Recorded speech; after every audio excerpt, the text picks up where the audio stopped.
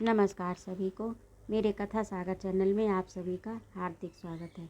आज मैं उपस्थित हूँ मेरी आत्मकथा जो कि रविन्द्रनाथ टैगोर द्वारा लिखी गई है, उसका अगला अंश लेकर, जिसका शीर्षक है अहमदाबाद। भारती का दूसरा साल शुरू होने पर मेरे बड़े भाई ने मुझे विलायत ले जाने का विचार किया। पिताजी की राय के बारे में शक था, लेकिन उन्होंने भी मंजूरी दे दी। इसे मैं परमेश्वर की एक देन ही मानता हूँ। इस अनहोनी बात से मैं चकित हो गया। जब मेरा विलायत जाना तय हुआ, उन्हीं दिनों मेरे भाई की नियुक्ति मजिस्ट्रेट के पद पर अहमदाबाद में की गई थी। इसीलिए मैं उसके पास अहमदाबाद गया। वे अकेले ही रहते थे। मेरी भौजाई उन दिनों अपने बाल बच्चों सहित इंग्लैंड में थी, इसलिए उनका घर एक तरह से सूना सा था। अहमदाबाद के जज के रहने के लिए एक शाही बाग नाम की जगह तय थी। उस जगह बादशाही ज़माने की है। ये जगह बादशाही ज़माने की है और उन दिनों इनमें बादशाह रहते थे। अब ये बड़ी और सुंदर इमारत है। इसके चारों ओर कोट और गच्ची थी। कोट के एक ओर उससे लगी हुई साबरमती नदी है।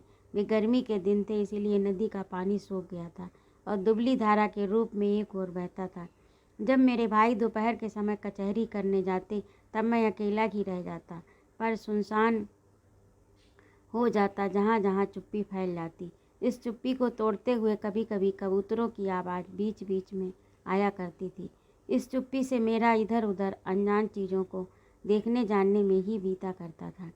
इससे मेरा मन भर जाता था और इसी मन भरोसी के जोश में मैं सुनसान दालानों में इधर उधर घूमा करता था। एक बड़े दालान के एक कोने में मेरे बड़े भाई ने अपनी किताबें रख दी। उसमें एक टेक्सिन के लेखों का भी संग्रह था।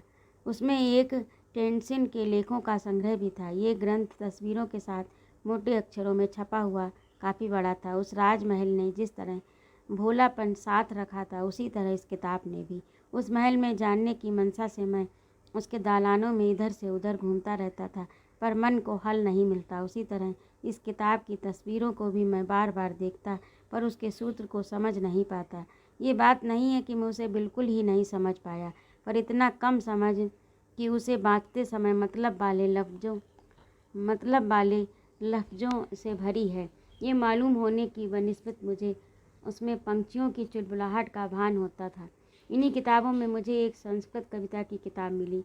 इसे डॉक्टर हावर्लिन ने श्री रामपुर के छापे खाने में छपाकर प्रकाशित की थी। ये किताब भी बिल्कुल समझ में आने लायक नहीं थी, तो भी अपनी हमेशा की जानने की मंशा के अनुसार मैं इसे बाँटने लगा। इसमें संस्कृत के शब्दों की खनखनाहट, तेज गति से अलग अलग छंदों और अमरू शतक के पदों की कोमल व धीमी चाल, इतनी बातें एक साथ मिलने पर फिर क्या पूछना है। समझ में आओ या मत आओ, मैं तो इसे बार बार पढ़ने लगा। उस महल के मीनार के सबसे ऊपर के कमरे में मैं रहता था। ये जगह बिल्कुल एकांत में थी। यहाँ मुझे किसी का भी साथ नहीं था। हाँ, ये मधुमक्खी का छत्ता था, मैं ज़रूर मेरा साथी था। रात के सूने अंधेरे में मैं यहाँ अकेले ही सोता था, या बीच में एक दो मक्खी छत्ते से मुझ पर गिर पड़ती थी।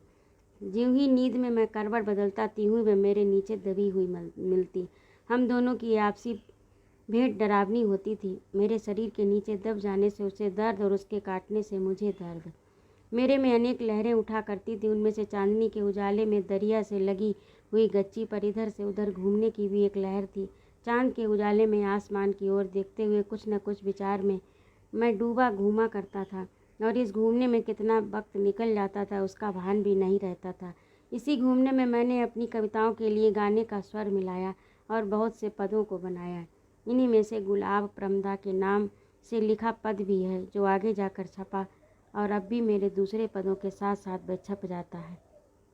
अहमदाबाद में मेरा दूसरा काम अंग्रेजी किताबों को बाँचने का था।